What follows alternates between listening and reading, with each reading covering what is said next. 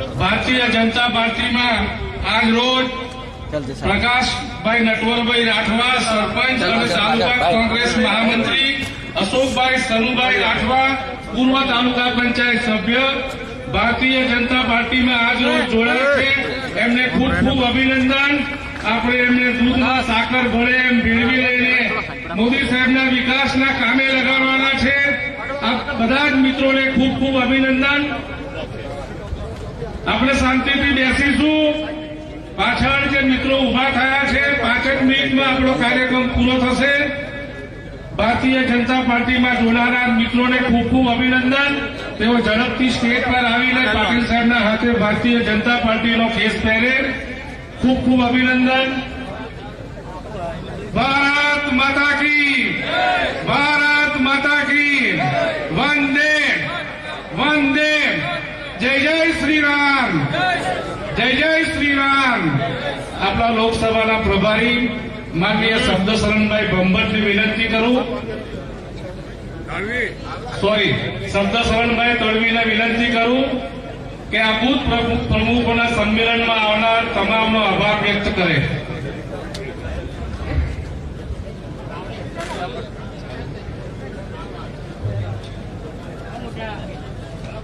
આજે બુથ પ્રમુખ સંમેલનમાં આપણા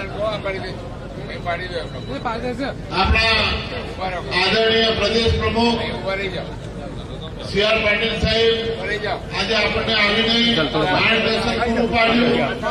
સૌ ધારાસભ્યશ્રીઓ, જિલ્લા ભાજપના પ્રમુખશ્રીઓ અને સૌ આગેવાનોને આજના તબક્કે ખૂબ ખૂબ આભાર. આજના તબક્કે ખૂબ ખૂબ આભાર. વંદે માતરમ. મોબાઈલ નીચે કરો. ભારત માતા કી જય.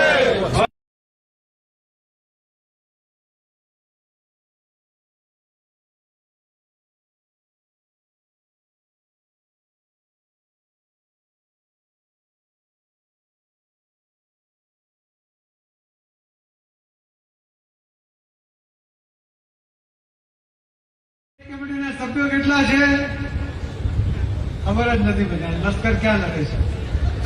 દરેક પેજ પર 5 પેજ કમિટીના સભ્ય છે. એટલે તમે 2 પેજ આપો ને તો એમાં 30 દુને 60 મતદાર છે. એક ઘરમાં આપણે 3 મત ગણીએ તો એક પેજ પર 10 એમ 2 પેજ ઉપર 60 એટલે લગભગ 20 ઘર છે.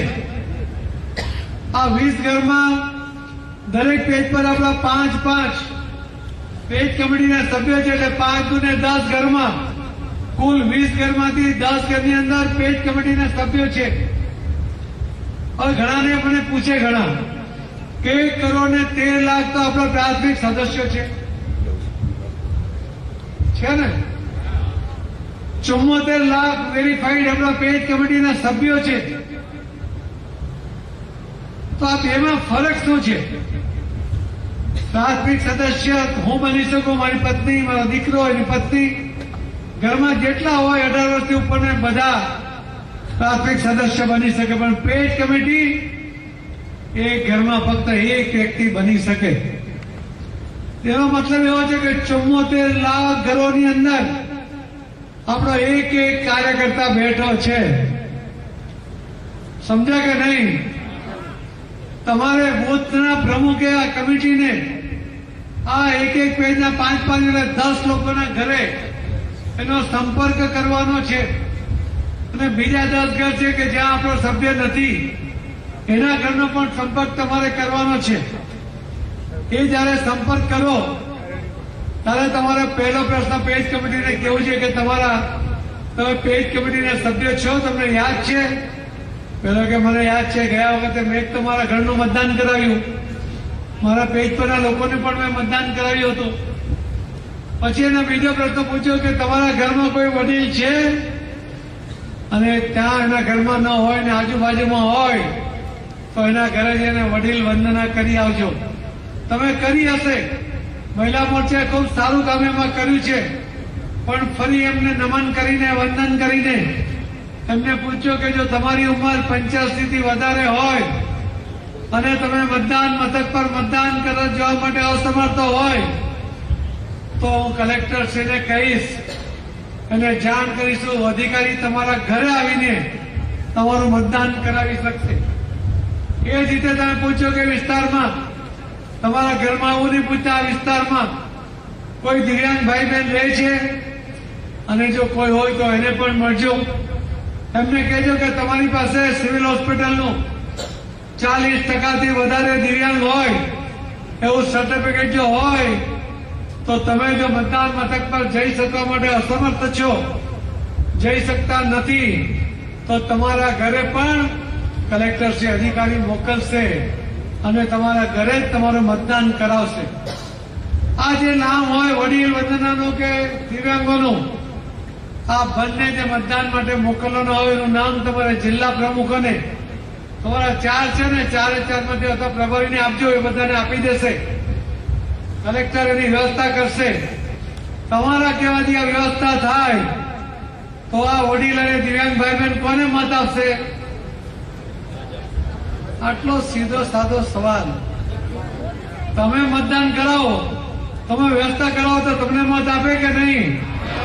ભાજપના કાર્યકર્તા તરીકે તમે મતદાન કરાવો તો મત ભાજપને મળે કે નહીં? મળવો જોઈએ કે નહીં? એની સાથે ચોથો પ્રશ્ન પૂછ્યો, તમારી પાસે લિસ્ટમાં પણ હશે કે આ 20 ઘરની અંદર કોણ લાભાર્થી છે, એમને કયા કયા લાભ મળ્યા છે. આપણા પેજ કમિટીમાંથી પણ કોઈને કોઈ લાભાર્થી હોઈ શકે, એ સિવાય પણ હોઈ શકે. એના ઘરે જાઓ, એને મળો, તમને પાણી પીવડાવશે. ત્યારે એને પૂછો કે તમે ઘર તો બહુ સરસ બનાવ્યું, તો તમે આ મોદી સાહેબની યોજનાનો લાભ લીધો કે નહીં? એ કહેશે હા લીધો, એટલે તો હું સરસ મકાન બનાવી શક્યો. તમને ચાનો આગ્રહ કરશે કે બેન તમને આવીને ચાનો કપ આપે, ત્યારે બેનને પૂછો કે બેન તમે હમણાં ચા બનાવીને ગેસ પર, આ ગેસ તો મોદી સાહેબે આપ્યો એવું લાગે છે. તો બેન તરત કહેશે હા હા મોદી સાહેબે તો આપ્યો છે. તમે એમ કહેશો કે તમારા ઘરમાં હમણાં થોડા ટાઈમ પહેલા કોઈ વડીલનું ઓપરેશન થયું હતું, કે હા થયું હતું, બહુ જ ખર્ચ આવ્યો છે એવું પૂછ્યો. તે કહેશે 5 લાખનો ખર્ચ થયો, પણ મોદી છે ને તો ક્યાં ચિંતા છે. આયુષ્યમાન કાર્ડ હતું, મોદી સાહેબના આયુષ્યમાન કાર્ડમાંથી આપણા આદરણીય મુખ્યમંત્રી શ્રી ભૂપેન્દ્રભાઈ પટેલ એમના વધારાના 5 લાખ, એમ 10 લાખમાંથી તમે દરેક જણ જયારે જરૂર પડે ત્યારે સારવાર કરાવી શકો એની વ્યવસ્થા મોદી સાહેબે કરી છે. દુનિયામાં સૌથી મોટી યોજના, અને ભારતની અંદર 50 કરોડથી વધુ લોકોને સ્પર્શતી આ યોજના. હમણાં આપણા ઉમેદવાર જરા નવા છે ને, એમણે કહ્યું કે 1 કરોડ ને 38 લાખ લોકોને મકાનો આપ્યા. બોલે ને ખરું તમને આવું ખોટું બોલવું? આ દેશમાં 4 કરોડથી વધુ લોકોને મોદી સાહેબે પોતાના ઘરનું ઘર આપ્યું છે.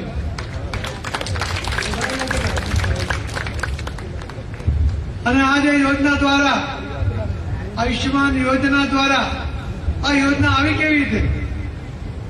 ગામડાના ભાઈઓને ખબર ના હશે, પણ ગામની અંદર મોદી સાહેબે જોયું કોઈ વડીલ મા બાપ બીમાર પડે તો એ ગંભીર બીમારી હોય તો દીકરાથી છુપાવે. એમને થાય કે દીકરો સારવાર કરાવશે તો ઘર કે જમીન વેચવી પડશે, દીકરો દેવાદાર થઈ જશે, એના કરતા ઉંમર થઈ છે, જવાનું થાય તો ભલે જાય, પણ દીકરાને ખબર નથી પડવા દેવી. અને એને બહુ દુખાવો થાય તો ખેતરમાં જાય, ધ્રુસકે રડી લે, પણ ઘરે આવે ત્યારે આંખો કોરી ધાકોર હોય, ઘરે કોઈને ખબર નહીં પડવા દે. મોદી સાહેબના ધ્યાનમાં આવ્યું એટલા માટે મોદી સાહેબે કહ્યું કે આ વડીલોનો મોટો દીકરો હું છું, એનો દીકરો દેવાદાર નહીં થાય, એનું મકાન નહીં વેચાય, એનું ખેતર નહીં વેચાય, એનું તમામ બિલ નરેન્દ્ર મોદી હું પોતે ભરીશ, એવી યોજના મોદી સાહેબ. કોંગ્રેસે આવી કોઈ દિવસ યોજના કરેલી હતી? તમારા સુખ દુઃખમાં ક્યારે ઉભા રહ્યા હતા? 4 કરોડ લોકોને પોતાનું ઘરનું ઘર આપ્યું, જેનું પોતાનું હતું અને પાકો કરવા માટે પૈસા આપ્યા, અને જેનું નહોતું એમને પણ પોતાનું મકાન આપ્યું. હમણાં હવે બોલી ગયા આપણા ઉમેદવાર કે દરેકને માથા દીઠ 5 કિલો અનાજ કોરોના સમયથી આપ્યું. કોરોનાના સમયની અંદર આપણી પાસે રસી નહોતી. કોઈ સમૃદ્ધ દેશો રસી બનાવશે, એના દેશના લોકોને આપશે, પછી આપણને આપશે, ત્યાં સુધી રાહ જોવા જોઈએ ને તો આજની આ સભા બોલાવી જ ના પડે. આમાંથી ઘણા બધા તો નીકળી ગયા હોય, ખરું કે નહીં? અને મોદી સાહેબ રાહ જો એવા છે જ નહીં. એમના દેશના સાયન્ટિસ્ટોને કહ્યું કે તમારા ટેલેન્ટમાં મને વિશ્વાસ છે, તમારી કાર્યદક્ષતામાં મને વિશ્વાસ છે, તમે આ વેક્સિન શોધો. અમે 2 વેક્સિન શોધી. મોદી સાહેબે કહ્યું હતું કે આ જસ મળશે તો એનો અધિકાર તમે છો, અબજસ મળશે તો એનો અધિકાર મારો રહેશે, મારા માથે લઈશ. સાયન્ટિસ્ટોએ 2 વેક્સિન બનાવી. મોદી સાહેબે આ દેશના 100 કરોડ લોકોને મફતમાં આ બંને વેક્સિન આપી, તમને પણ આપી. એટલા માટે આજે તમે અહીંયા બેઠા છો. તો આપણને જીવનદાન આપ્યું, એને આપણે મત ના આપીએ? આપીએ કે નહીં? મોદી સાહેબે આવી અનેક યોજનાઓ દ્વારા લોકો માટે કામ કર્યું છે. કોઈ યોજનાઓ ગણાવવા આવ્યો જ નથી. તમને રોજ બધા આગેવાનો આવશે, તમને એક યોજનાઓ બધા તમને કહેતા રહેશે. પણ આ 2 યોજના મારે કહેવાની જરૂર પડી, કેમ કે એનો ઉલ્લેખ કર્યો તો ખોટો આંકડો હતો, એ સુધારવાની જરૂર હતી. પણ મેં જે તમને કહ્યું છે ને કે બૂથ પ્રમુખના નેતૃત્વમાં કાલ સવારથી તમારું કામ શરૂ થાય. બૂથ પ્રમુખો તમારા વિસ્તારમાં રહેવાવાળા કોઈ પણ પદાધિકારી હશે, એ ભલે તમારા જિલ્લાનો પ્રમુખ હોય, એને પણ 1-2 પેજ આપજો કે આનો સંપર્ક તમારે કરવાનો છે. ના પાડે તો સીધો મને ફોન કરજો. ના કેમ કરે? બૂથ પ્રમુખ એવી રીતે કરે, પણ બૂથ પ્રમુખ ના કરે તો કોણ કરે? બધા બૂથ પ્રમુખ કરશે ને? બધા સંકલ્પબદ્ધ છો ને? તો આ જો તમે બૂથ પ્રમુખો, તમારા એક બૂથમાં 1000 મત છે, એમાં તમે 70% મતદાન કરાવો તો 7×21 મતદાન થાય. એમાં તમારા પેજ કમિટીના 5 સભ્યો હોય દરેક પેજ પર, એના ઘરમાં 5×15 મત હોય, કુલ 21 મતદાન થાય. એમાંથી 15 મત ભાજપના પેજ કમિટીના સભ્યો મતદાન કરે તો આપણા વિરોધીઓને 6 અથવા 6 થી પણ ઓછા મળે.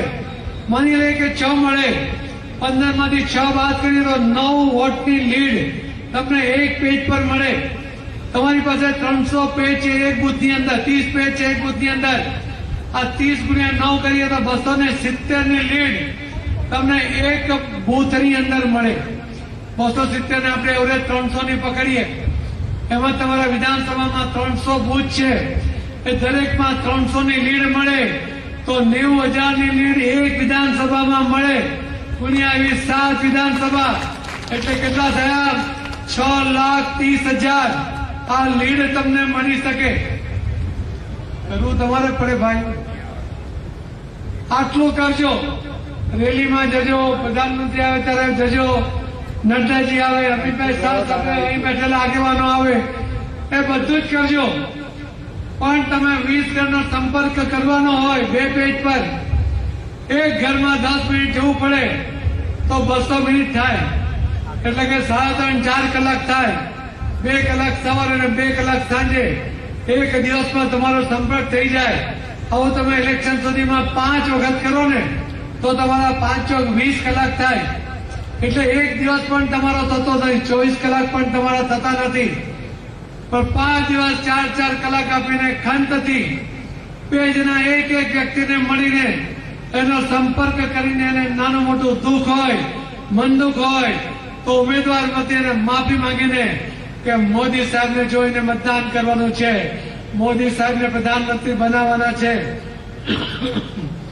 મોદી સાહેબ ત્રીજી વાર પ્રધાનમંત્રી બનવા જઈ રહ્યા છે, ત્યારે કોઈ કચાશ તમારામાંથી ન થાય એવી મારી આપ સૌને વિનંતી છે.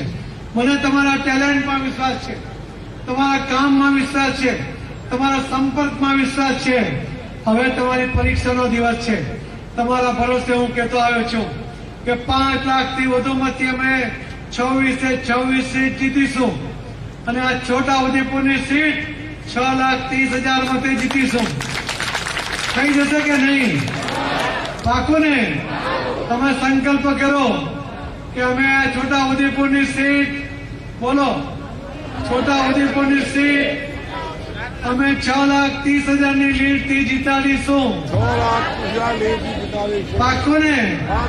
તમારે પાકું તો તમારે આટલા દૂર સુધી શું કામ બોલાવ્યો? મહેમાન આવવું પડે. આ સૌનો ખૂબ ખૂબ ધન્યવાદ. જય જય ગરીબ ગુજરાત, ભારત માતા કી જય.